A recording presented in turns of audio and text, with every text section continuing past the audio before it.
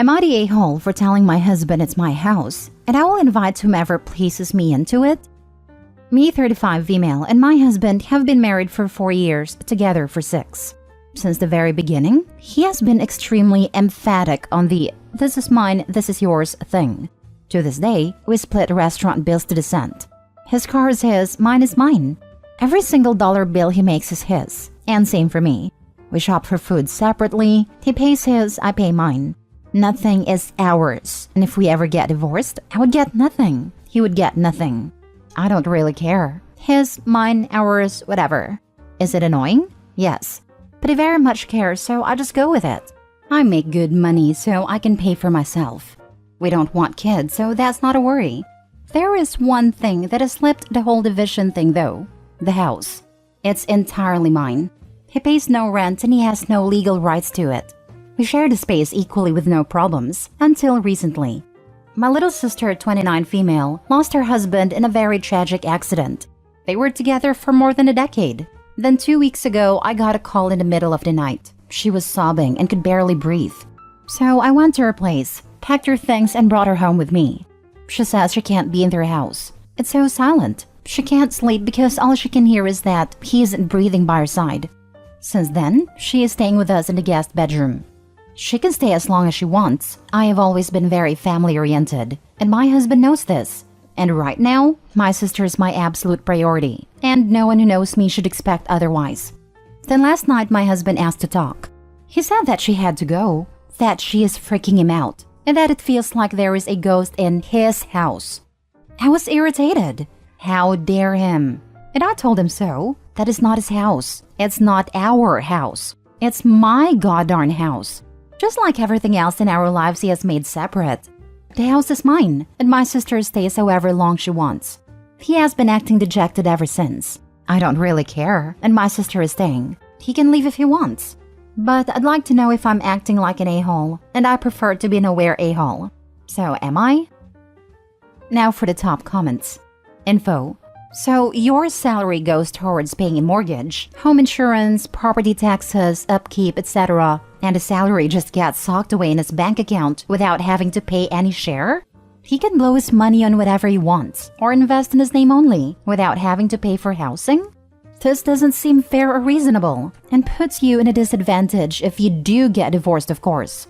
Unless you were really rich before marriage, and owned a home free and clear and make way more money than he does. Might be time to renegotiate the financial terms of this marriage. I bought the house outright with the money my dad left me. Any house-related expenses are mine. Currently, I make just enough that after all the costs house-related, leave me with around the same amount of money as a salary. Everyone sucks here. And you both are really going to be shocked someday when a divorce attorney explains to you what marital property is. Okay, so I knew someone was going to say something along these lines. We aren't American.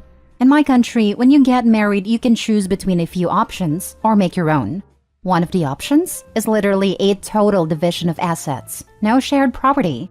So no marital property then. Not the a-hole. I will say, I think his boundaries with you are weird. Is he a romantic? I just can't imagine snuggling with my husband if he is all 50% of this blanket is not yours, or some crap. I'm sorry for your sister's loss. You're a good sis. You touched 10% of my blankie, so I'm docking you 10% affection. Clown stuff. Next story. Am I the a-hole for yelling at my sister-in-law to never come back to our house again? So I'm 27 female, live with my husband at his parents' place. He has 3 sisters who live in different cities. We've never looked into moving out, and never wanted to either, as one of his sisters pays for 2 house helps. That makes things very easy for me because my husband and I work 9 to 5. Also, getting a house nowadays isn't easy. Last year his father died. Before dying, he equally divided the property among his 4 children, as this was their childhood home, but it is an understood fact among his sisters that this house is ours, whatever the papers might say. His youngest sister has a 5-year-old autistic kid. After her father's death, she practically moved into our home because my mother-in-law got severe depression. The house got pretty lonely for her, especially since my husband and I were out all the time. She'd even stay for dinner as though it was her who was paying for it. She occasionally brought her kids with her, and even though her daughters are incredibly sweet and even help around the house, Her son makes me grateful I have no kids. I'd lock my room before going, but the rest of the house was never safe from this crotch goblin. My mother-in-law would never do anything and let him run wild. She'd say that her and her husband's pension was running half the house, and she didn't mind anything he did. I lock my portion, but I still live here, and it's annoying. He's getting therapy and the medical attention he needs, to no effect. He makes loud noises, and does all the things he knows annoy me. Why not ask her girls to look after him? The eldest is 15. Recently, my mother-in-law died. After the funeral was over, though, all the sisters are staying over, just until all of them can get emotionally stable again. But I decided to speak up now, or I'll never get my home to myself. I told a sister with a kid that she's not invited anymore, and I'm done with her kid. That is my place now, and no one gets to wreck its peace. She said that this was her home long before it was mine, and she owns a portion of it. That she'll come by whenever she wants to. That I should just lock away my portion, and whatever happens in the other portions is none of my business. In my anger, I said that her rotten genetics are the reason I don't want any kids. I admit I might have crossed a line, but she has her own home. Why does she need to wreck my peace? Now my husband's threatening to divorce me if I don't apologize. The other sisters have withdrawn their allowances and house helps, which I think is what bothers my husband a lot, because he thinks we won't be able to afford anything now. I told him that just goes to show that his sisters never loved him and only gave us money as charity. I think I should apologize because I don't want to ruin the family, but I also think if I stand my ground, it would keep the sister away. Am I the a-hole? You are 100% the a-hole in every instance of this story. Nothing belongs to you, so why do you feel so entitled to things you haven't earned yourself? Consider some professional therapy. Also, the sisters collectively own 75% of the house, while you and your husband would only maintain 25% based on the documents Opie mentioned. Exactly. I really hope the sisters band together and force a sale of the house and either buy her husband out or sell it so Opie gets her entitled rotten butt tossed out. Did I read that correctly? You and your husband live in his childhood home. The home was willed to your husband and his 3 sisters. You and your husband do not pay for the house. The sisters do. Yet you feel like the house belongs to you and the sisters are not allowed in it? If I'm understanding that correctly, then you are without a doubt the a-hole. If you pay nothing towards the house, then you can't tell the people who do and own the home legally what they can and cannot do. If you want to control who enters your home, you will need to move out and pay for your own home. You're the a-hole. Opie is leaving out so many key details. If both her and her husband work full-time jobs and they have this house left to them, what on earth do they need financial assistance for? Their only bills should be utilities, which apparently is being covered by the sisters, and mortgage, which is also being covered by the sisters. That leaves them with just their own personal items like phone, car, insurance, groceries, etc. Why would a dual full-time income need that much financial assistance for their basic bills? The sister in question pays for nothing. The other sisters do, even though my mother-in-law has left almost all her money for that kid's treatment. She only legally owns her portion of the place, but everyone calls it my husband's house as we permanently live in it. You keep saying permanently, yet something tells me you'll be out before long. You don't own anything, and I strongly recommend you figure that part out and act accordingly. You're the a-hole. If you want your own space so much, go buy or rent your own home. You have absolutely no right to kick someone out of a space they own and you do not own. If I were your husband, I'd divorce your entitled butt without even waiting to see if you apologize. If the man has a single ounce of intelligence, this is exactly what he'll do. Next story. Am I the a-hole for making my niece leave when I learned she was pregnant? I'll start off by saying that I, female 35, am not very close to my sister 45 female and my brother-in-law 48 male. We are just very different people who chose very different lives, and because of the age difference, we weren't close growing up. We live about 4 hours apart and maybe see each other in person once every 2 to 3 years and talk a handful of times a year. So, I was very surprised when my niece 16 female called me out of the blue to tell me that she was in the town I live closest to and wanted to know if she could stay a while. I figured she was having some teenager moments with her family and drove into town to grab her. When we got home, I called and then texted my sister and told her that niece was with me. I just got a K response, which furthered my suspicion that they had a fight. She had been here for about 3 weeks and things were going okay. I'm not used to having kids around, but she was a teenager and didn't need supervision. She seemed to be pretty quiet and withdrawn, but I don't know this girl, so it's not like I have any idea what she's like normally. Well, a few days ago, we were having dinner and she told me that she was pregnant. Her parents had kicked her out. She wanted to keep the baby, and her parents disagreed with her, to put it mildly.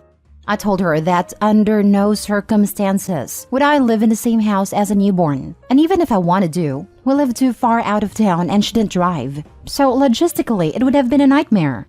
We argued, but I told her she was going back to my sister's. I called my sister and we argued quite heatedly, but I told her I was putting her back on the bus the next day, and she better pick her up, or I was going to call CPS. My niece has been back with my sister for a couple of days now, and the entire family is angry with me of all people. My niece is especially mad, and has texted me a few times to tell me how much she hates it at her family's house, and that I'm cruel. Now for the comments. Everyone sucks here. Honestly, the poor girl. She desperately seeks out help and everybody just craps on her. She shouldn't have gotten pregnant. Her parents shouldn't have kicked her out. And you could have probably helped her seek out emergency housing. Have no idea where the family of the baby's father is in all this, and it seems like no one else does either. I have no idea about the baby's father or any of the circumstances. I barely know my niece, as I stay pretty far away from my family. I'm guessing you have plenty of reasons for avoiding that side of your family. The more I find out, the more I'm wondering what kind of upbringing that poor niece of yours had. You maybe should make that CPS phone call after all. That might be a good idea. I don't think my sister would be abusive, but I think she is probably pretty strict with her kids. Everyone sucks here. You could have helped her walk through her options at the very least. She's a teenage girl, and pregnancy blows. She's likely feeling terrified and confused. I don't think everybody should be mad at you per se, but I do think you could have given a teenage girl the benefit of the doubt. I did try to walk through her options, but that was what led to an argument. She said the only option she wanted was to stay here and have the baby, but I told her that wasn't an option. After reading some of your replies, not the a-hole. If her game plan was live with you and have the baby, that's not your responsibility. But you let her live with you for 3 weeks without questioning what the heck was going on? Probably should have called CPS, but I can see depending on where you live, they may do nothing. Her life, her body, her choice. But she's gotta sleep in the bed she makes and not pass the responsibility off on her parents or you. That said, this is entirely between her parents and her. Anyone scolding you, just tell them she is not your daughter. This may sound weird, but we really didn't interact much. I don't know her well, and I work and have a small farm I need to care for. I'm not much of a talker and she kept to herself too. Next story. Am I the a-hole for telling my girlfriend that I'm not going to drop everything to take her to the hospital anytime she feels any discomfort? I'll try to remain as least biased as I can. I, 27 male, and my girlfriend, 21 female, are expecting our first baby at the beginning of May. This pregnancy has been nothing short of chaotic. My girlfriend has never experienced pregnancy and she's terrified to give birth. So any feeling of discomfort, she freaks out. I understand that pregnancy is hard and scary and my girlfriend doesn't have her family around to help her. So she's probably experiencing a lot of anxiety. I'm not trying to downplay that, I'm just frustrated. Because I feel like she's taking advantage of the fact that she can get me to do things for her just because she's pregnant. We got into a fight a few days ago. She insisted that she didn't feel good, and she thought something was wrong with the baby. She wanted to go to the hospital to make sure everything was okay. We've been to the hospital for this kind of emergency almost 4 times since the beginning of her pregnancy. I had to go to work because we are severely understaffed. So I told her that if she still didn't feel good tonight, we could go make sure everything was okay. She got upset with me, and she told me that I never take her pain serious. I told her that I can't drop everything anytime she feels any discomfort. Pregnancy is uncomfortable. We argued some more, then I left for work. When I got home, I asked if she was feeling better, but she wouldn't tell me. She has stopped talking to me about her pregnancy now, and I feel like she's being manipulative. She's withholding information about my child because I didn't drop everything to take her to the hospital again. I tried explaining to her my side of things and I apologized, but she's still mad at me. My girlfriend is treating me like I'm the a-hole, but I feel like she isn't seeing how frustrated and tired I am from dropping everything for her. Am I the a-hole? Need more info. The times she went to the hospital, was anything ever wrong? Because if not, I would say not the a-hole. You need to work to take care of your family. If she's constantly crying wolf, then that will impact your job. But if there was something wrong, then you should treat her complaints more serious. There has been something wrong twice. One time she fainted due to dehydration. The other time she was having contractions and the baby wasn't moving. So we thought it could be premature labor. These happened early in her pregnancy, so I think she has a lot of anxiety of it happening again. I understand, but I wish I could find a better way to manage her anxiety. This isn't a way of managing her anxiety. She is correctly identifying that things are not normal. Amazing for a first pregnancy. I am floored that you are characterizing her as overreacting, when in fact, 2 out of 3 times that you've been to the hospital, it was for very critical issues. You're the a-hole. Your wife is pregnant, and you're minimizing her symptoms as discomfort. I told her that I can't drop everything anytime she feels any discomfort. Buddy, you should have thought about this before you got her pregnant. You're locked in this roller coaster now, and you're just getting started. If she doesn't have family around, then you're it. You should let your work know she's pregnant, and you're going to have a lot of sudden absences coming up. It's a high-risk pregnancy, and 2 of the times they went there was a legit medical problem. Once because she fainted, others she was having early contractions. So, he is a huge flaming a-hole. Am I the a-hole for refusing to give my husband money to go on the trip that his friend excluded me from? My female 35 husband, male 33, has a friend, male 32, Austin, that is known from college. They're like brothers, and together they extended their friend group. And now the group has over 7 guys who hang out together all the time. Austin and I don't get along. He seems to be mocking my infertility and brings it up occasionally. It hurts because I've always wanted children, and for him to make it a constant topic of conversation hurts. My husband thinks it's just me being hypersensitive. Anyway, about a month ago, Austin and I got into a fight after he commented on my infertility by saying that I should hurry up and give him a nephew/niece because my biological clock is ticking. We were planning on going to a trip together, but Austin disinvited me because I yelled at him for what he said and ruined his dinner. I said I was perfectly okay with that. In fact, I felt so much relief I no longer had to be around him anymore. My husband for the first time was okay with me being away from Austin, but said he still wants to go on that trip. I said nothing, till he told me he still expects me to pay for his travel expenses. I refused and said he was on his own. He started an argument about how I'm doing this to punish him for not staying home with me, and told me that my issue was with Austin, not him. I told him he could go get the money elsewhere, but he's unable to borrow any more money and add to his debts after he got fired in May. He insisted and I refused. He started calling me spiteful and unfair to refuse to pay for his travel expenses as an attempt to get him to stay home with me. He said his relationship with Austin is bigger than just few comments Austin made, and bigger than my exaggerated sensitivity and insecurity. Now, he's sulking until I cave in and give him the money. Am I the a-hole for insisting on not paying? Now for the top comments. Not the a-hole. I'd consider leaving my partner over crap like that. I'm sure you have other stories here. P.S. Do not pay a dime for him. Nope. In fact, tell Austin to get out. Take his freeloading buddy with him and get out. Maybe he'll be more willing to get off his butt and get a job if Austin tells him to. They will still need that OP pay for their wedding. Not stay home. Am I understanding this correctly? Your husband is unemployed, and that to the point where he has no remaining credit, and he wants you to bankroll his vacation with someone who is an a-hole to you? Wow. But wait. There's probably more. Austin won't just have decided to put this pressure on Opie without influence. Granted, mocking each other and hating on the missus is a cliche staple on some male circles. I'd bet dollars to pricks that actually work. That hubby is bad-mouthing Opie in some capacity. Or at the very least has informed Austin of his frustrations. Repeatedly. Totally agree with you there. Opie's likely being complained about and mocked. And Austin is just saying to Opie what Opie's husband says to his friends in private. Husband probably enjoys seeing his friends have a laugh at his wife's expense too. Totally not appropriate or okay. Dump that loser, Opie. Find a man that will stand up with you, not step on you to help lift his friends up. Not the a-hole. Sounds like you are supporting your husband as he pretends he's still a teenager. The least he could do is step in for you when his loser friends mocks your infertility? Who does that? Screw that guy, and your husband for allowing someone he considers a brother to speak to his wife or any loved one like that.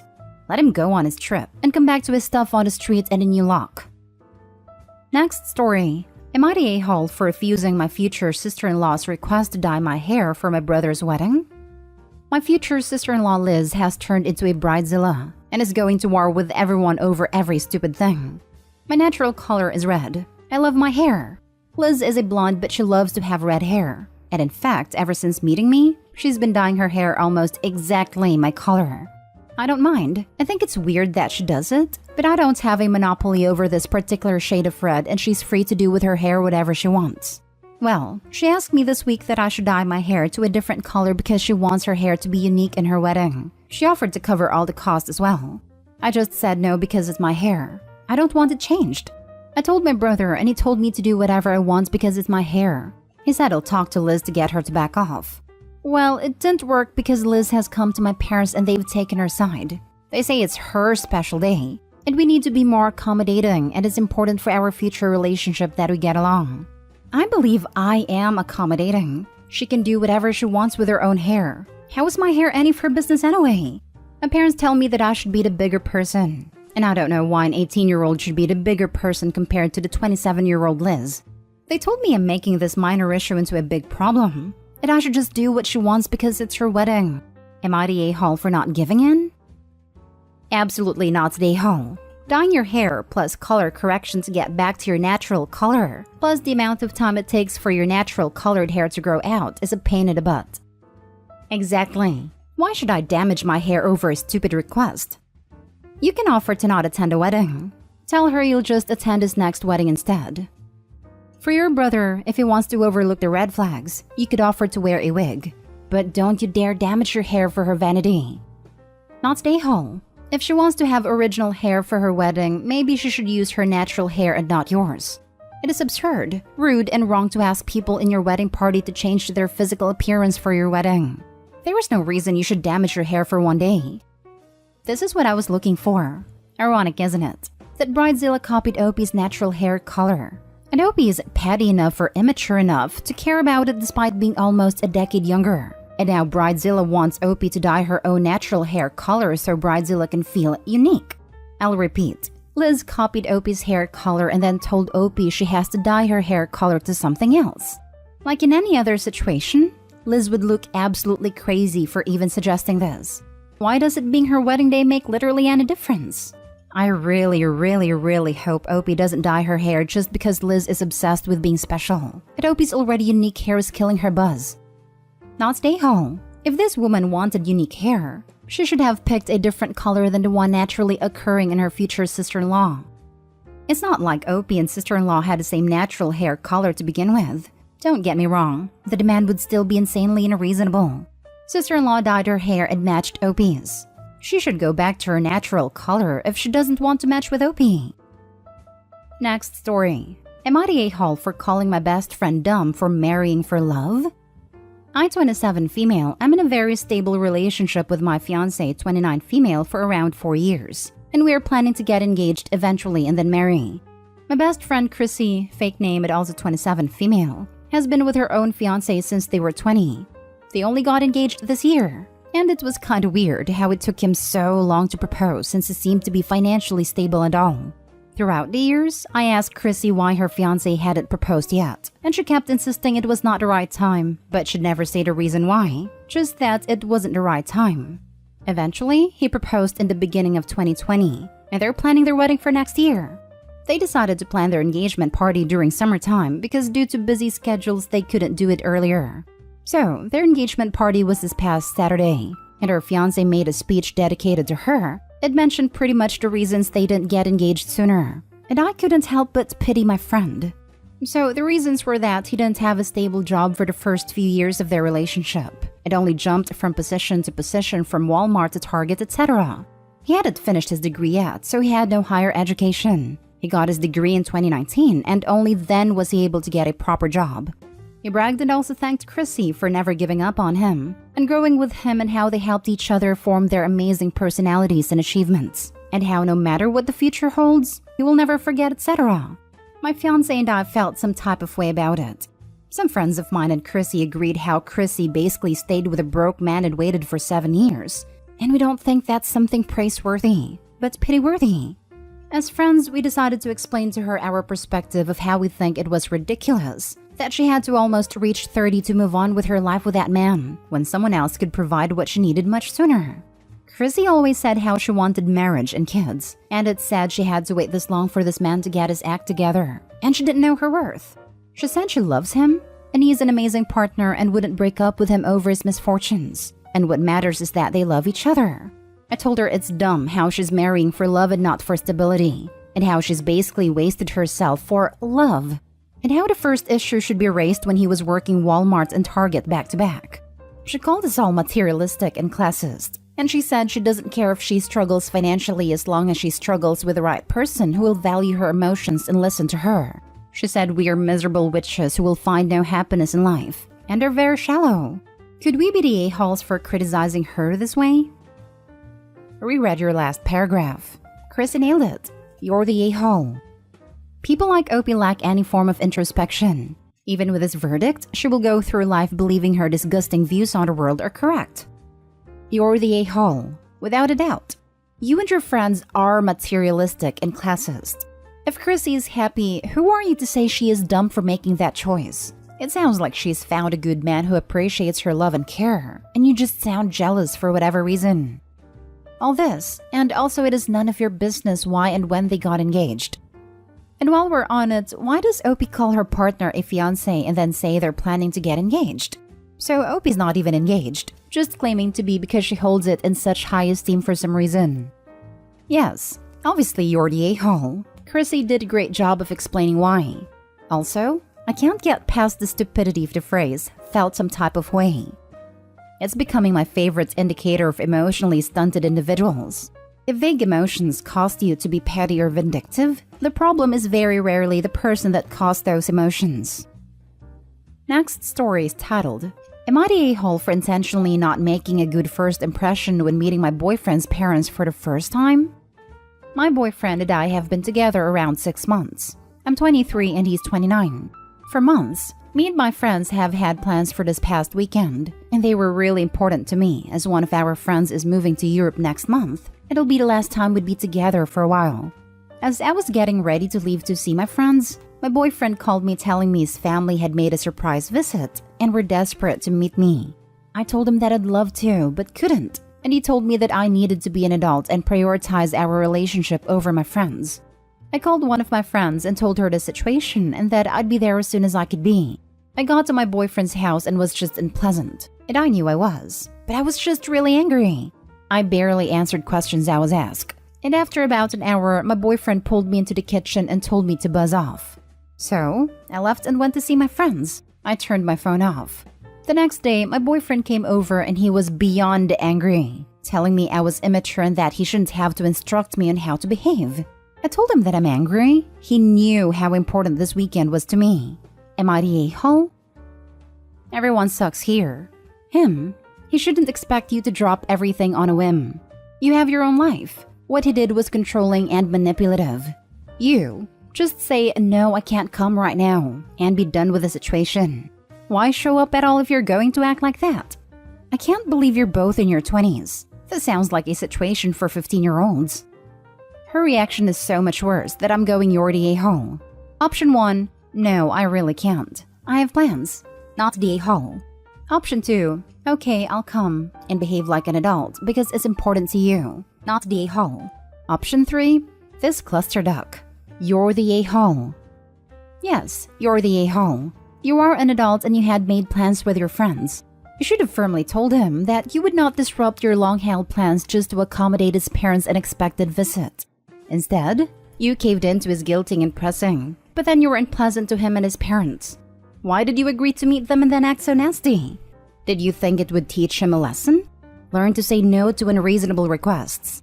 He didn't force you to go. You agreed to it, which you obviously didn't want to do and shouldn't have done. What angers me is that, clearly, doing both was always an option.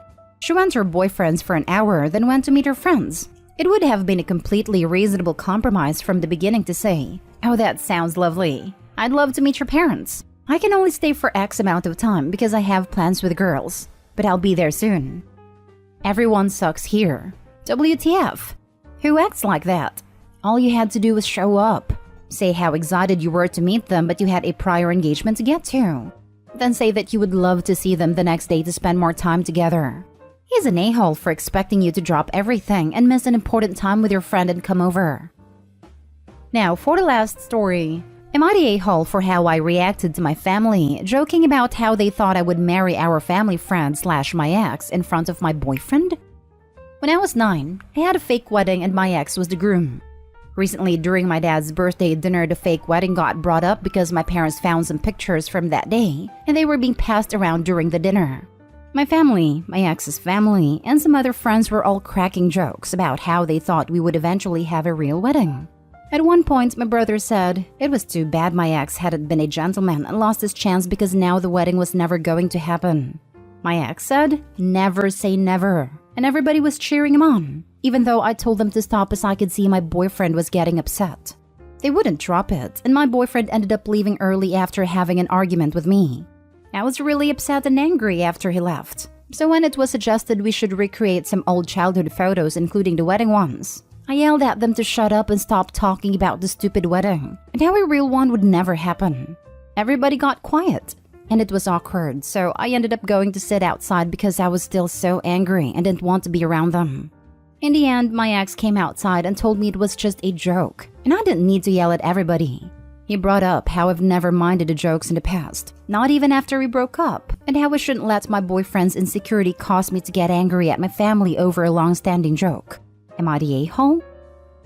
Soft everyone sucks here. The major boyfriend, one of their guests, so uncomfortable that he left. You probably either should have stood up to them while he was there or left with him. That's super messed up of your family to do, and I'm sorry they put you in that position. Yeah, while I understand the NTA votes, I really can't let Opie off the hook for her part in letting it get to that point in the first place. Not the a-hole. That joke was childish, and they should have known better than to drag it out in front of your current boyfriend, especially since you have a history with the ex that goes back to your childhood. You were right to tell them to cut it out. You've moved on. It's time they did too. Not the a-hole. No one there was reading the room. They were going through the motions of making you and your new boyfriend the butt of an age-old joke. The fact that your ex said you didn't need to defend yourself is proof enough that marrying them would have been the wrong decision.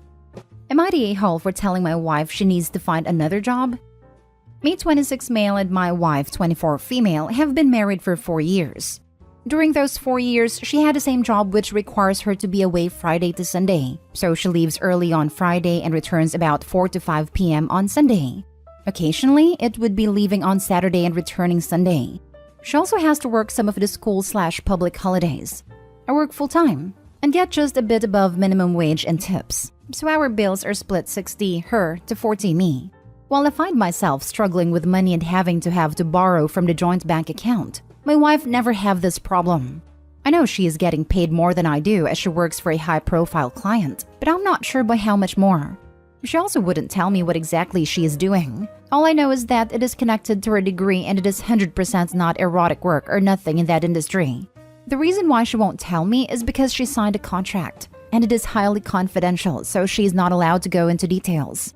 She does chores around the house but doesn't cook. She admits herself she is a bad cook and hates it. Instead, she would order either those pre-made healthy meals she then heat up for herself or take away.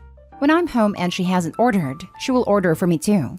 So most of the day while I'm working, she's either in our house chilling, watching TV, playing video games, reading or exercising, or shopping or in the gym. Over the years, I got annoyed with this and have asked her to find another job so she has something to do while I'm working instead of wasting her day. She told me she is not wasting her day, but relaxing, and her job pays her enough so she can afford the lifestyle she wants. I said it is not fair on me, as I come home tired while she has done nothing all day. To which she said I can find another job or a different job, but I am an a-hole for wanting her to find another job because I feel tired when coming back from work, when she has already got a job she loves. After this, she won't talk to me. I have spoken to my family, and while my parents agree with me that she needs to work, my sisters took my wife's side and called me a massive a-hole. Edit, I'm not saying she needs to quit the job she has. I'm saying she needs to find another job to do during her free time. Could be a part-time one, since she doesn't really do much during the day. Now for the top comments. You're the a-hole. You have no right to make your wife leave her clearly very good job just because you feel it's unfair to you. She gets paid well and gets to relax, but you'd rather she suffer working the same way you suffer than you having financial security. If it bothers you this much, how about you start looking for another job that pays more and demands less? Edit. OP, your edit that she needs to find a second job doesn't make this any better. In fact, it makes it worse. You're the a-hole. The only person who needs another job is you, so you can actually pay your half of the bills. So you want her to work 2 jobs and be tired because you work one and you're tired? How is that even remotely fair? You're the a-hole. Opie would have hated me. I saved up a bunch of money and lived off of it because I could. I only did my fair share of the housework because I paid my share of the bills. Why would I do more just because I have more free time? I paid for that time, and Opie is an entitled jerk. YTA. Your reason for wanting her to do is just because you feel jealous and emasculated. I am suffering, therefore she must suffer too, so I don't feel as bad. This is exactly how it reads. Opie is jealous she has days each week to live her life. He wants to force her into long, hard minimum wage labor just like he does. Girl has found peace and balance. Opie should be striving to be like her. Next story is titled, Am I the a-hole for urging my husband to go to work despite him having an upset stomach? My husband is your typical man flu guy who wants to be babied if he gets a small sniffle. Love him to death and he is truly a fantastic person all the way around. But it's like a war zone in my house whenever he feels even remotely ill. Like even a small headache he starts going off. Last night he ate a bunch of ice cream. He is lactose sensitive. And due to this he is feeling it today. He has an upset stomach and immediately started whining the second he woke up. His whining is like him groaning really loud. Almost like he wants that to be the only thing you can hear. Heavily sighing kind of sounds like a toddler who is mad for not getting their way. So he was doing that and almost immediately following, starts asking me to cater to him. Fetch him ice water, run a cool shower, get him a towel, help him get motivated, etc. I don't have the time, energy, or patience for this today, especially knowing he caused it. We have 3 children who I need to tend to, a farm to run, multiple dogs to feed, and I work from home today and it's already 107 degrees and it's only 8 a.m. I don't have it in me to cater to him on top of it all. So he starts talking about taking the day off from work and I told him he should go in and feel it out and see how he feels throughout the day. I said this after he told me he felt a bit better after a cold shower. I convinced him that maybe he wasn't drinking enough water. Anyways, by the end of it and lots of convincing later, he leaves for work. For all wondering? Yes, it's just because of the lactose sensitivity. We made sure, as we have rapid tests on hand. So he leaves, but calls me about 20 minutes ago and was like, "You just didn't want to deal with me at the house. That's it, right?"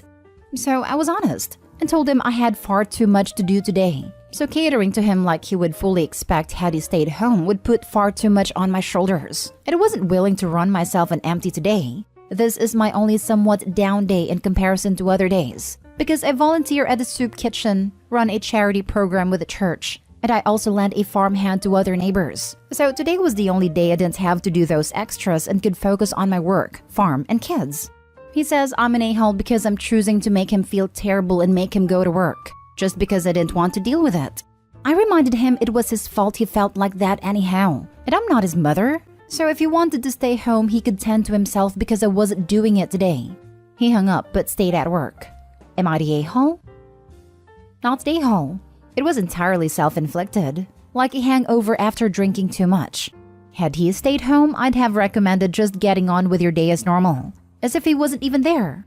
Maybe it would have been good to see what you normally do every day, since it sounds like he may not respect it if he wants to be child number 4 when he's a little ill. This. If you get struck down with an actual illness like the flu, I get asking for help. I've had relatives drop off medicine or whatever. But if you caused your own problem, no one else should be obligated to do anything about it. Honestly, I've never needed my husband to take care of me when I was actually sick, like making good friends with a toilet sick or migraine sick. The most I've asked is for him to take over childcare and if he wasn't busy, get an ice pack or some medicine. Both things I would do entirely on my own. even when it feels like someone's put an ice pick through my eye and keeps hammering it. Not a-hole. First off, I hate the man cold trope. I'm not arguing if it exists. Clearly you've shown it does here. It just drives me nuts. Because I'm the type who is stubborn and refuses to be taken care of, even when I can barely walk due to being sick. Yet I've still gotten comments about having a man cold and whining unnecessary. Secondly, he brought it entirely on himself. He wants to be treated like an adult? He should act like one. That means making better decisions. If you struggled with lactose, don't eat a ton of ice cream. Problem solved. And having accountability for your own actions. He needs to grow up big time. Next story. Am I the a-hole for not wanting my husband's other child in my house? My husband cheated on me while I was pregnant and had a baby with another woman. I found out after the other child was born. I've never been okay with this. It's exactly the kind of trash I tried so hard to have not be part of my life. If it was possible, I would have divorced him by now. But I'm stuck at a legal dead end and it's not possible. We have a legal and emotional separation agreement though. Since he travels a lot in between the baby, my parents, and my career, I've been able to avoid thinking too much about it. Well, so I thought. It's been almost 2 years since then, and now he wants to bring that child into my house. I guess he has some kind of schedule with the other child's mother that includes visits, and he wants that visitation to be in what is technically still his residence. Absolutely not. I'm not a stepmother to any child, and unlike in most of these situations, the house we're living in is truly only mine. It's under my parents' names, but I got it when I got power of attorney and they had to go into a care home. I'm not having his kid in it. My husband and our family say that I need to deal with it because I am still married, that I need to accept my stepchild, and that I'm a witch for excluding a baby and preventing siblings from having a relationship. I don't agree. This child may technically be siblings to mine, but I don't need to play mom to this kid to make a relationship happen. And I don't want any of this trash coming into mine or my child's safe space. Am I crazy for not wanting this child here? Edit. Why can't you get divorced? Why is he still living there? In my state, to file for divorce, both parties need to have been separated for over a year and living in separate residences, which requires one of us to move out. He doesn't want a divorce, so of course he won't move out. I can't make him because we're still married. In theory, I could move out and start the clock, but realistically, I can't. With a POA, I can't just abandon the house. I couldn't afford to anyway, but if I did, he would be able to remain there. I would eventually get the house back, but in the meantime, he could easily destroy it and then I'd have legal problems from that. To clarify on the separation agreement, those don't technically exist in my state, but since we have it notarized, we could use it as an interim agreement on custody and a split on finances once the clock starts, and especially post-filing. Edit 2. Adultery/at fault. I can file based on adultery. I don't really want to go that route because it would turn the entire situation very hostile very quickly. And I would still have to have him living here until we could get a court date, which could easily be months and months in the future anyway. I realize it already seems as hostile as possible right now, but day-to-day things are civil in a way that it wouldn't be if I did that. I'm also not confident that it wouldn't look bad because I would have waited 2 years after knowing about it to do anything. Now for the top comments. Not the a-hole. This may not be a popular opinion since most on here say you have to be a perfect step-parent and accept all situations. But you are not at all the a-hole. I was in a similar situation and still angry 30 years later. Don't let people tell you what to do or how you feel. It is your house. Tell the father to go someplace else. Also, typically the partner is aware of the spouse having a kid prior to moving/getting married. A step-parent that tells their partner they don't want anything to do with the kid in question is different as they knew before, so now they have to live with it as it was always part of the deal. This situation is different. She doesn't even want to be in a relationship with a father. It's exactly like all the other stories that we saw recently where the OP is divorced, and the ex want the OP to take care of the step/half siblings for a weekend or something. And each time the OP is not a-hole. The only difference is that she is stuck living with the other parent. And the other parent is using legal loopholes to stay there and stay married, twisting OP's hand as it is. Get a lawyer. A good one. He will bring this other child. You need a lawyer to evict him. A lot of people who share a residence go through divorce. It shouldn't be this hard without another way out. Get a lawyer and file for divorce and evict him. Now for the last story. Am I the a-hole for teaching my children Spanish without asking my husband to be permission? I've I've been seeing Mike, 40, for 3 years now, and we are planning on getting married soon and have moved in together a few weeks ago. Mike has 2 children with his first wife, who apparently left them when the kids were little. His children are Katie, female 12, and Sab, male 11. Katie and Sab's mom was from Nicaragua, who moved to the US where she met Mike. I don't know why, but the children were never taught Spanish, only English. I met Mike in the UK where I live, although I am originally from Spain. In school, they learned bits of French, but no Spanish. Here's the thing. Katie came over to me and asked me if I could teach them some Spanish, and I said absolutely. And we asked if Sab wanted to join us, and he was up for it. I was excited. It means that the kids could learn their mother's language, possibly try and get in touch with their maternal side of the family when they're older. They don't have contact with them now, and Mike said they all live in Nicaragua, and they could potentially form a stronger bond with my parents. Their future step-grandparents, as my parents speak poor English. We typically have a clear understanding of who handles what with kids. We've had plenty of discussions of what my role is and what he doesn't want me to do, etc. But frankly, I didn't think something as simple as teaching them language needed a discussion. It was just a fun activity we did. Simple things like pointing at things and telling them words or asking them. Teaching them sentences. We've only been doing it a short while, so it's basic stuff. I thought I'd mentioned it to Mike, but either I forgot or he hadn't listened, but he swears he didn't know. One day he heard me correcting Katie's conjugation and he got really angry. He asked me what I was doing. Before I had a chance of saying anything, very excited Katie chimed in saying that she's learning Spanish and asking if he wants to learn it with her. Mike said no and sent her to her room. He argued with me that I had no right to teach them Spanish and I should have consulted him first. I told him I didn't think it would be much of a problem as the chance of them having it in school was 50-50 anyway, and they asked me to help them. He told me I overstepped the boundaries. He explicitly forbade me from speaking to kids in Spanish. I tried to understand why it was such a problem and ask him, but he told me to stop asking, said the topic was finished and tried to leave.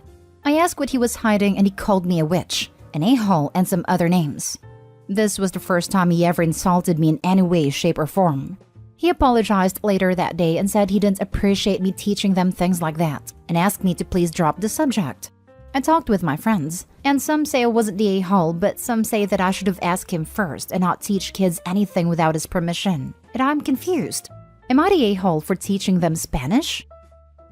Not the a-hole. There are 2 large problems here that I see and I think you heavily need to consider before marrying this man. 1. He is extremely controlling over things which do not matter and overreacts. If this was an actual thing that really affecting his children, I'd understand, but you are not. Even if he apologized later, his initial response should be a huge, giant, neon red flag. 2. He has forbidden you from speaking Spanish, which is a very blatant attempt to erase your language and culture from the household. You will never be able to be your own person around him, only the person he wants you to be. It's worrying for the kids. It absolutely is. But Opie is not married to him, so the truth of the matter is that they are not her children. There is nothing she can do but get herself out, unfortunately. Not the a-hole. The kids ask you, and there was no reason you would have had any reason to suspect that it would be a problem. It's a totally normal thing to do, and teaching a language is a great way to connect and bond with the kids, especially if they want you to.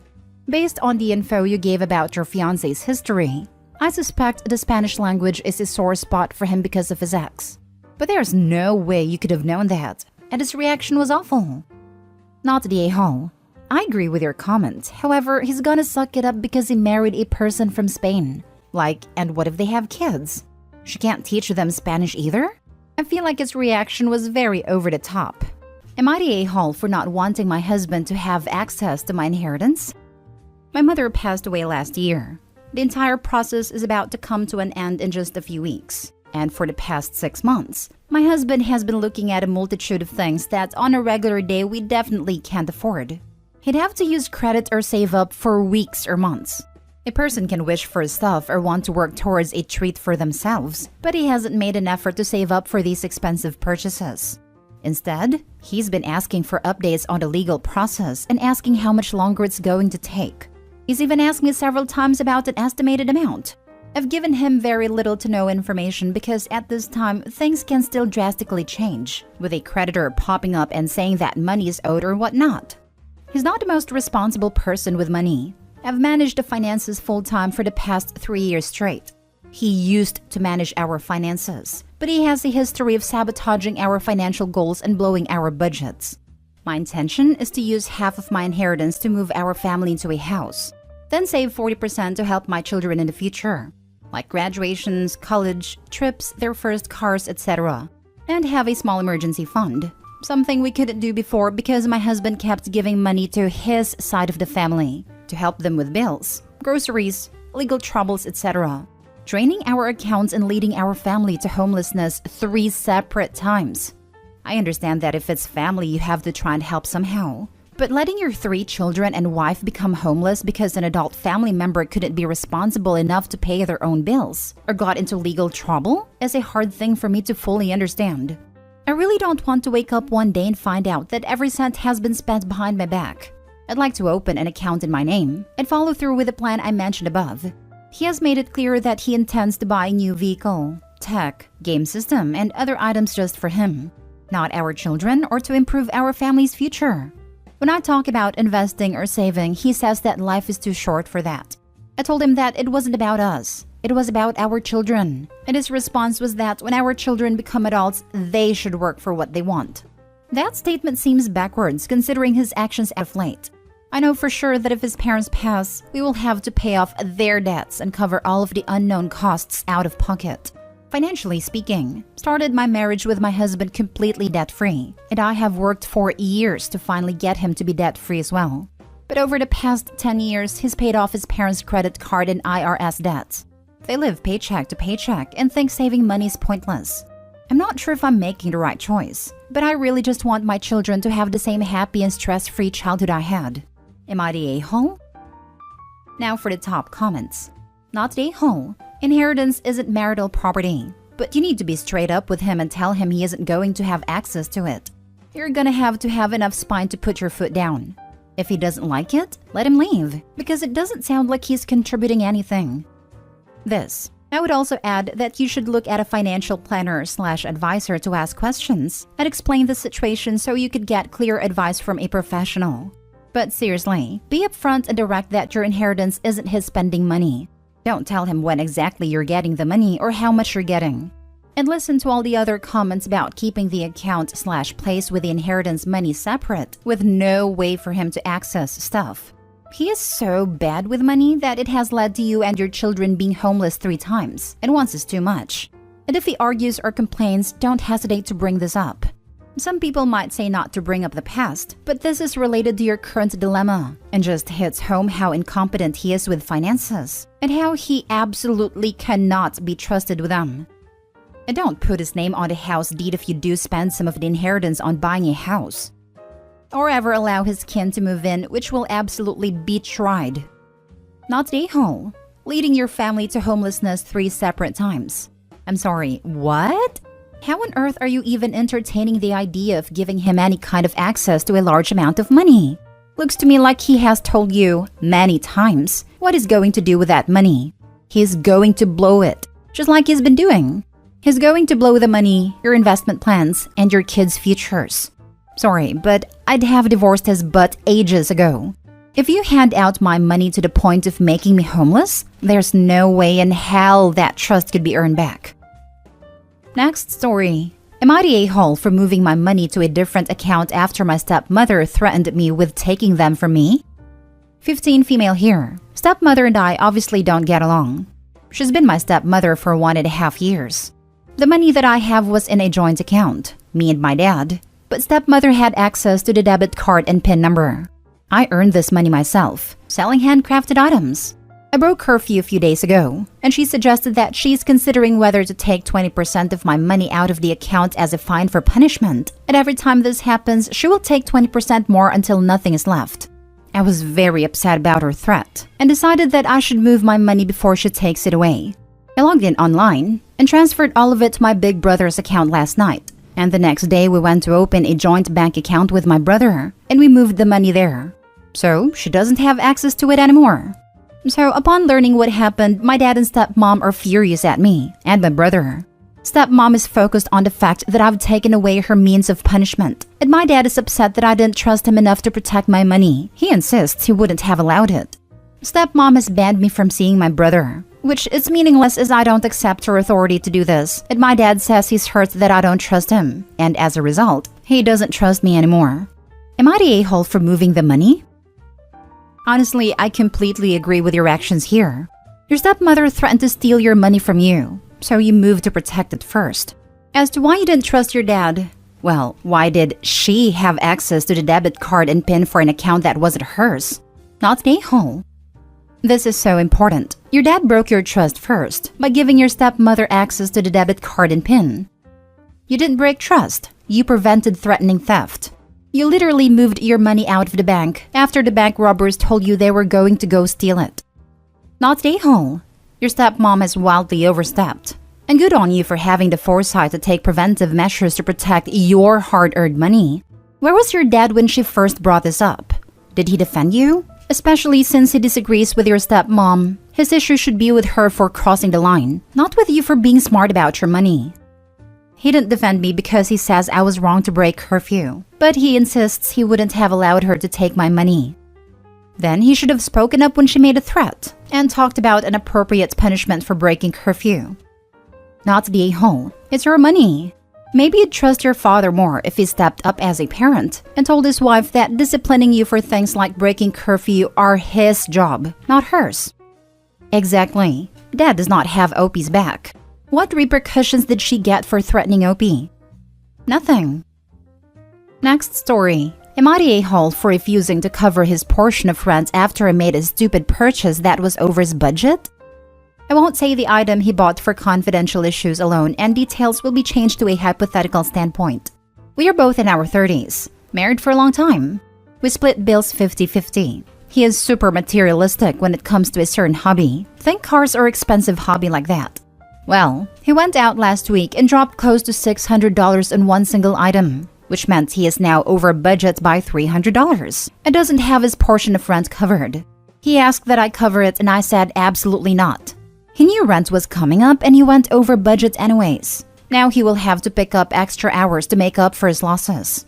The thing is, since he got his item, he has been rushing home as soon as possible to mess around with said item, so now he doesn't want to work more hours. None of this is my problem, in my opinion. He claims this is his dream item and has wanted one of these since he was a kid. He truly does gush over it like a teenager, but still, not my problem. He says I lack understanding and should help him out this one time because he never does this, and I shouldn't be mad at him for snagging an item he had been wanting for years, after I found it much cheaper than it usually goes for. Apparently, usually this thing costs almost $1,800. I still said no. Not my problem, not my fault, and certainly not my responsibility. Am I the a-hole? Edited to add. Sorry guys, meant to include more details on his "he never does this" comment. This is not the first time he has done this, but it is the first time he's done it with this particular hobby. Prior to this, he has gone over budget multiple times while buying stuff for his other big hobby. Now for the comments. Not the a-hole, but honestly, he should be giving you his portion of the rent as soon as he gets paid, if that's how you handle your finances. It wasn't like he had an emergency. This was a planned and a necessary expense that cost him to go over budget. I mean, if it was something that he's genuinely wanted for years, and he found it for literally a third of the cost, I can kinda see why he couldn't resist. But it is his responsibility, and if all he has to do is pick up extra hours for the next 2 weeks, then that's on him. I mean, if the item is not worth a couple of weeks of overtime, then he should resell it. Not the a-hole. Yep, he waited years to get this. He could put in the overtime to be able to afford it. He could also have asked Opie about covering rent before he made a purchase. What if Opie had, wholly within budget, spent the rest of Opie's own discretionary money for the month? No two ways around it. He was really irresponsible about this, and continues to be by not picking up overtime to cover it. Not the a-hole, but I'm sure your landlord couldn't care less about how you budget as a couple. Landlord is going to want the rent. That's your immediate problem. Depending on your city, the strength of tenant protection laws, etc., being short on your rent 1 month can be your first step on the road to eviction. You don't want that, obviously. Your next problem is determining how to deal with a partner with so little respect for household finances. It's not just so little respect for household finances, but so little respect for her and her boundaries. He deliberately bought something which would cause him to be short on rent because he expected her to pay it without asking. Making decisions which affect your spouse without your spouse is never the way to go. If this had been a roommate and not a wife, would he have gone ahead and made this purchase? Probably not. He decided for her that she'd be okay with it since they're married. Everyone sucks here. He's super irresponsible, but you really sound like a roommate more than a partner here. Well, that's how I'm treated. I ask for a date night and he can't even be bothered because he wants to play with his toys, but fully expects me to jump in and cover expenses when he overdoes it. I am a roommate that he is financially dependent on when he makes stupid choices, but I've tried to be more than that, multiple times. He doesn't even kiss me anymore. What are you getting out of this relationship other than a headache and debt? I'm sure is it half the rent. Last story. Am I the a-hole for turning my friend's daughter against her family? I'm 38 female and have a daughter V, 13. I have a close friend, Charlie, who has a daughter Amanda, also 13, with his wife Olivia. I've known Charlie for nearly 20 years, since before he was with Olivia, and while she and I have never been close, I thought we had a deep abiding respect and warmth for one another. Our kids are very close, and Charlie and his family often visit us at our homes, and when we're near where they live, we see them. At the beginning of the summer, Charlie, Olivia, and Amanda, along with their other 2 sons, came to stay with my family. They were there for 2 weeks, but when it was time to go, both V and Amanda pleaded for Amanda to be allowed to extend her stay. My husband and I were fine with this, as was Charlie, but Olivia wasn't keen. Eventually, she was convinced by Charlie, and Amanda stayed with us until about a week before school started again. Since then, Charlie has mentioned a couple of times that Amanda has asked for different kinds of food that she tried while with us, and that she's asked for a couple of expensive items. She even asked if she could try horse riding, and Charlie has joked several times about me corrupting her, but it was definitely a joke.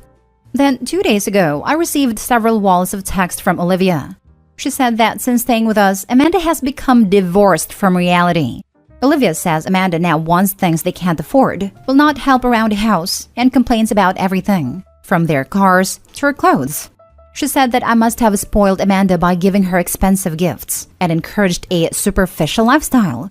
I bought her one designer item as a souvenir on a day trip we took, as I was getting one for V and it seemed unfair for Amanda to get nothing. She also said Amanda has asked to join a gym and be taken to a dermatologist and accused me of making Amanda insecure, which I absolutely did not. V has seen a dermatologist and probably mentioned it to Amanda, but I doubt it was a nasty way. Finally, she said that I had completely alienated Amanda from their family, as nothing they do seems to be good enough now. And she keeps saying that she misses being with our family and wishes she'd been born as V's sister. Apparently, Amanda said she wants to come back to ours for her school's half-term break, and that I invited her, which I did in passing, if it was okay with her parents. Olivia said as a mother I should have known better than to spoil a child that's not mine, and that it must have been my intention to turn her against us. I was hurt by what she said and told Charlie. He says she's overreacting because most of what Amanda has been saying has been directed at her mother, and Olivia is just at her wit's end. He said he'll talk to her and that I shouldn't worry, but I'm beginning to wonder if I've done something wrong. A friend of mine said she understands why Olivia would feel slighted, but even if she overreacted, am I the a-hole? All of Amanda's new behaviors honestly sound like her just being a teenager. More than likely, it has nothing to do with her extended stay with your family. It sounds to me like Olivia is frustrated and needs someone to blame, not the a-hole. That's my take. 13-year-olds are going through some phase. I don't think you're an a-hole for treating your child's friend during vacation, but I was hurt by what she said and told Charlie. He says she's overreacting because most of what Amanda has been saying has been directed at her mother, and Olivia's just at her wit's end. It's very easy for the father who isn't receiving any of the negative backlash to say that the one who does is overreacting. Of course, he doesn't think it's an issue when he's not the one having to deal with it. And now he's off putting even more pressure on Olivia, that she's doing everything wrong, and her family's now ganging up on her even more after talking to you. It's not going to play in your favor, even if you did nothing wrong. Instead, tell Charlie to be more supportive of his wife and step up and say no to his daughter's requests on his own without being asked by his wife to pitch in, so Olivia doesn't have to be the evil parent all the time. And try to ask Olivia out for lunch or coffee So you can talk about this and apologize for inviting her daughter for an extended stay during school without even checking with them first. That was an overstep on your part. But even so, no a-holes here except maybe Charlie for blaming his wife for being overwhelmed with being a single parent to their daughter. And maybe Olivia if she keeps blaming you instead of wanting to work this out. I think this is a great answer. Opie doesn't have to be an official a-hole to be able to put herself in Olivia's shoes and have some compassion for the sticky position she's in. Her 13-year-old just had a cushy summer and is now being a 13-year-old about it.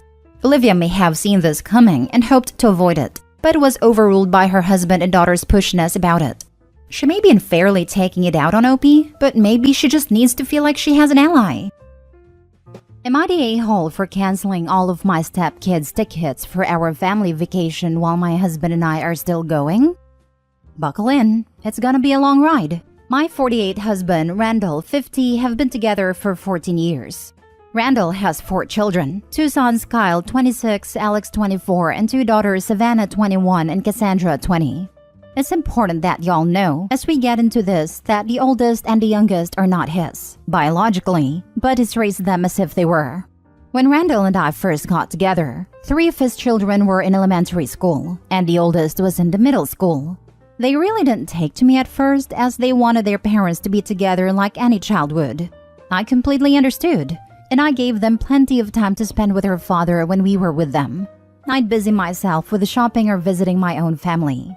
Eventually, we bonded and began spending time together. I do birthdays and holidays big for them and got to where we go and do things on our own when my husband had to work, and he's always worked a lot. Here's my issue. Over the last several years now, they've adopted this sense of entitlement towards us, but mainly their father. When we go into town to visit, we live 5 hours away. They'll rarely make the effort to spend any time with us. So, we typically end up doing things on our own and then coming back home. Lately, we are of the mindset that we shouldn't have to drop everything and come to them every time anymore. Especially when we know that most times, they're not gonna show up. And they're adults. If they want to see us, they can make a trip to where we live. These days, their phone calls consist of asking for money for gas, groceries, to hang out with friends, or to help fund their trips with their mom. Randall used to send money for everything they would ask for, but has now begun to say no and to really put his foot down. He's told them that they need to work for the things that they want, and that everything is not always going to be handed to them. Anytime he says no or that we can't help right now, it's the silent treatment for weeks and sometimes months. We're coming to the part where I'm questioning myself and my decision to cancel their vacation. Early fall 2022, Kyle told us that he and his girlfriend were expecting a baby. We didn't even know he had a girlfriend, but that he doesn't think he wants Randall to be part of the baby's life because he isn't Kyle's biological father. This man raised this boy from 8 months old and did everything that a father should do, but he's not good enough to be grandpa? But he said he'd let us know. So we proceeded through birthdays and the holidays, and of course I went all out as per usual. Now, right after the new year, I received a phone call from Kyle asking if Dad and I could help fund their baby shower. It would go towards food, decorations, and the venue. I said yes, and I went ahead and sent him the money, and he told me that in a week or so, he'd give me all the details of the baby shower and to expect the invitation in the mail. About an hour later, Randall calls me and says that Kyle called and asked him if we could help fund their baby shower, and Randall sent him money too. Randall was furious that it took us both for money, but he left it alone and we didn't hear from any of the kids after that. Mid-March comes along and we're visiting with my husband's family when his sister-in-law asked why we didn't go to the baby shower the previous weekend. Because we didn't know about it. We were stunned to say the least. Then his sister-in-law dropped another bomb on us. The baby was born the day before the shower. Come to find out, all 4 kids and their mother agreed to not invite us to the baby shower or to even let us know that the baby was born. They needed just the money. To say that I was livid would be an understatement. So I sent Kyle a message a couple of days later and told him that it's one thing to not invite us to the shower, but to not let us know about the baby was heartbreaking. I told him that I hoped they'd had a great time and that they were gifted everything that they needed. I congratulated him on the birth of his son and that I hoped he's healthy and adored. My husband sent a similar message. We've yet to hear back from him and we're headed into mid-June. So, after the conversation between myself and my husband, and the fact that I paid for the entire trip on my own, we decided to cancel their tickets for what was supposed to be our family vacation. I got a partial refund for some of the reservations that I had made, but that's okay. I'll take the loss. Last week, we got a call from the other three asking what dates they needed to plan for and what they should pack. And I let them know that I canceled their tickets, so they didn't need to worry about it after all. They were angry and had some choice words. I honestly feel like it's the best decision we could have made, but am I the a-hole? Now for the top comments. You're not telling us the whole story. Why has every one of the kids gone low contact with their dad? We've both bent over backwards for all of these kids. My husband got both of his sons jobs with his employer at different times, and they came to stay with us. We provided everything that they needed, food, housing, etc. Neither lasted much more than a month. They missed their friends and the fun they were having, so they left. No notices. We told them that they'd have to figure their lives out as they're adults, and we told them that we wouldn't be sending money as often anymore. Recently, the older daughter asked us to buy her a new car because she treated the first car we bought her terribly and is no longer in great running condition. That should make the car payments. But she doesn't work and doesn't plan on it. We told her absolutely not. She stopped talking to either of us then. The expectations are huge. And no, I haven't told y'all the whole story because it would take a long time. Y'all would be shocked at some of the stuff we've been asked for. And not just by the kids, the mother too. Not the a-hole. My heart breaks for you both. As an adopted child, I would never do this to my parents. My situation is actually opposite. My family does not drive to see me. I drive to them, and I understand because they're older and honestly don't feel comfortable making long trips. But I expect when I do make a trip to spend time with them because I only get so much time off. I had a daughter over a year ago. My whole entire family has treated her as their own even though I'm adopted. I actually messaged my mom that I can't express how happy I am that we are loved so much. The kids are missing out, but I don't know the whole situation. Was the divorce acrimonious? Did Randall cheat? Those things do matter to older children, but the mature adult thing to do would be to talk about it with her dad. It almost sounds like the mom has poisoned them against their father and you. You both shouldn't send any more money to any of them. You should enjoy your lives, and you both deserve apologies. The divorce was indeed acrimonious.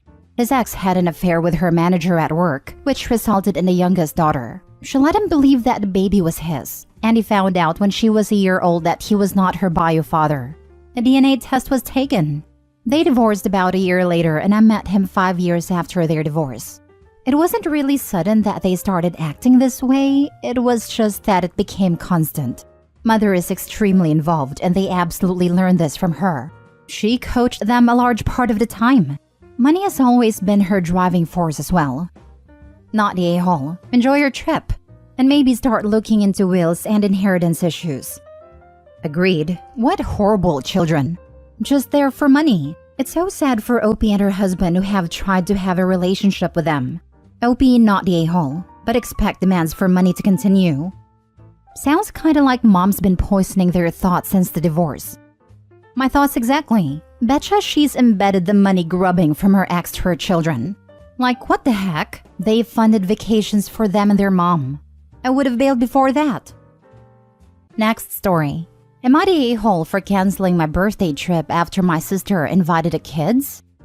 I, 27 female, planned a vacation to San Diego for myself and my boyfriend, 31 male, for the end of June, which happens to fall around my birthday, between the two of us. We have 4 kids that we had already arranged childcare for, being that we are both single parents. We made sure we had at least 2 backup plans as well, just in case something went wrong with the initial sitters. A few days ago, my older sister, 33 female, asked if herself and her husband, 32 male, would be able to join us. I agreed, not thinking anything of it. Then later that day, I checked my phone and saw in the family group chat she had also invited my little brother, his wife, and their 2 kids along. So out of curiosity, I asked her was she also bringing her baby. She said yes, and she also booked a hotel near Disney for us all to stay in. I politely asked who was us all, and she responded my boyfriend, myself, our 4 kids, herself, her husband, their baby, our little brother, his wife, and their 2 kids. Normally I would have been upset, but I really should have expected nothing less, because she has a pattern of hijacking trips. So I just let her know we were no longer be going, because the entire purpose of the trip was to get away from the kids and reset for a couple of days. After all, it was still my birthday weekend, and I know full well I wanted to be drunk 90% of the trip.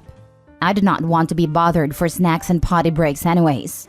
After I let her know my boyfriend and I wouldn't be going on a trip anymore, she began texting the group chat nonstop, saying how I was being selfish and I shouldn't have kids if I didn't want to take them on every trip with me. I'm not sure if I'm actually an a-hole for not wanting to be around kids for a couple of days, or if it's just the normal guilt parents have when they finally try to do something nice for themselves. Not a-hole. Book something somewhere else and enjoy yourself. You and your boyfriend should go ahead to San Diego. They can go to Anaheim where Disneyland is. Tell them they can watch your 4 kids along with everyone else's. Just kidding, because you already have plans with sitters. Enjoy your birthday with your boyfriend. Yeah, seriously curious how booking hotel hours away from the original destination wasn't going to be missed. Even if they are driving, was the sister just going to head to Anaheim while OP drove to San Diego? Not a-hole. People who hijack or crash other people's vacations are a-holes. And parents who want an adult's vacation without kids are not a-holes and need not feel one dot of guilt. With 4 kids, you deserve a break if you feel you need one. You're not being selfish. Some parents don't mind having kids on all their vacations. Good for them, but they don't get to impose that on people who feel differently. This was your vacation, and your sister decided to be Miss Control Freak and decide on a totally different experience for everyone. You say she has a pattern of hijacking trips, so you have to ask yourself, why did I tell her? Plan your vacations without telling her or anyone else who would tell her.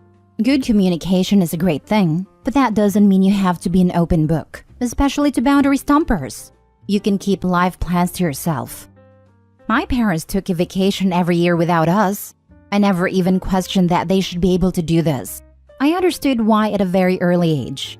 To be honest, we kind of liked the vacation from them too. My parents did the same.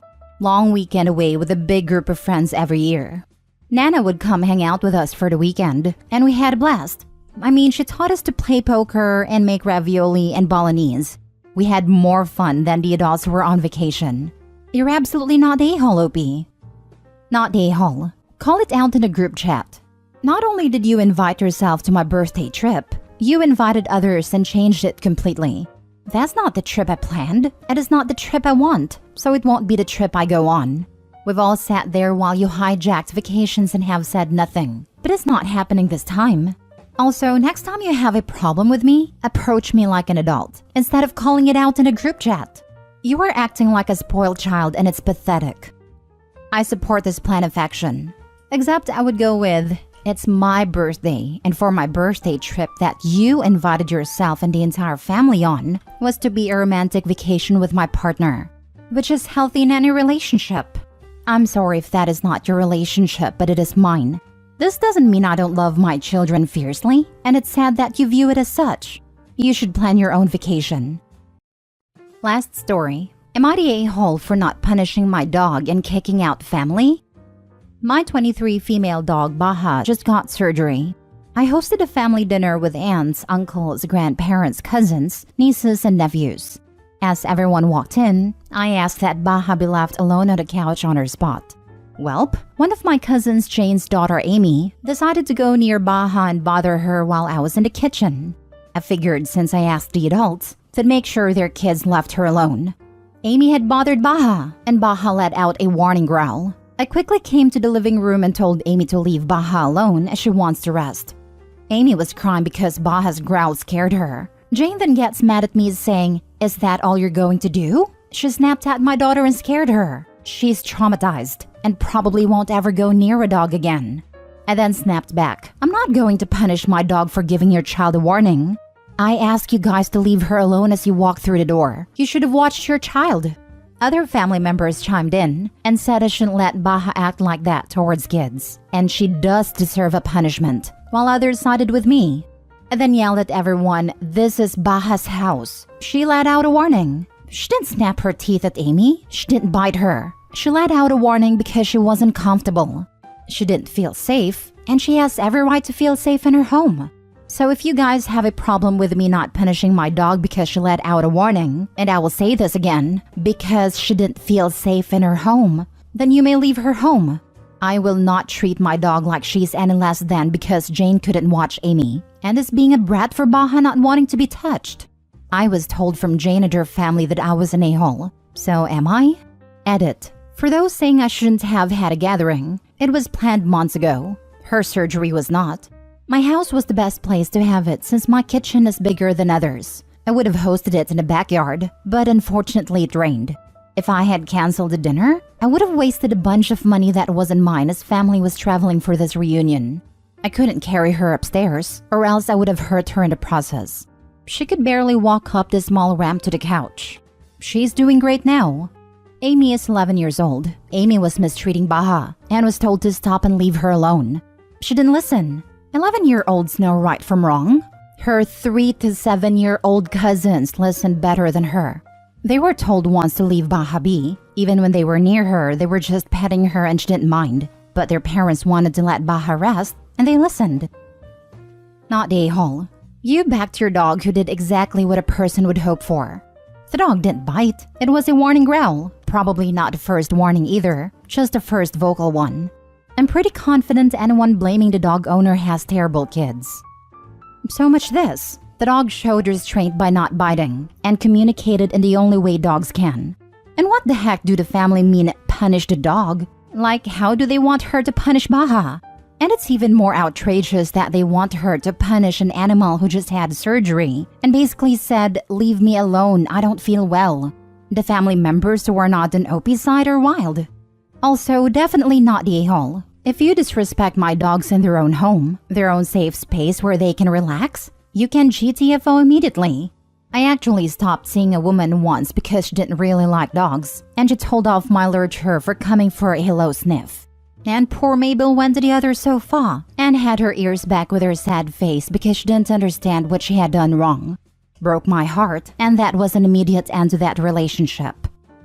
I don't understand adults that do this. We have a bunch of nieces and nephews and some younger siblings that spend time at my house, and all of them know that this is the dog and cat's house. And if you can't be nice, you can't spend time here. All the kids get it. Why can't adults? Not a-hole. Never ever punish a dog for a warning growl, because the next time they will skip the growl and go straight to bite. Growl is the last step on the ladder before bite. There are many steps before that, but most kids, unless taught, won't understand them. Like lip licking, ears back, tail tucked, whale eyes, etc. This is what I came here to comment on. If you punish a dog for warning growls, you are potentially training them to skip growling and bite. It may have been better to put the dog in another room where you knew she wouldn't be bothered, but I can also understand why you'd want to be able to keep an eye on her, post-surgery and all. But still not the a-hole.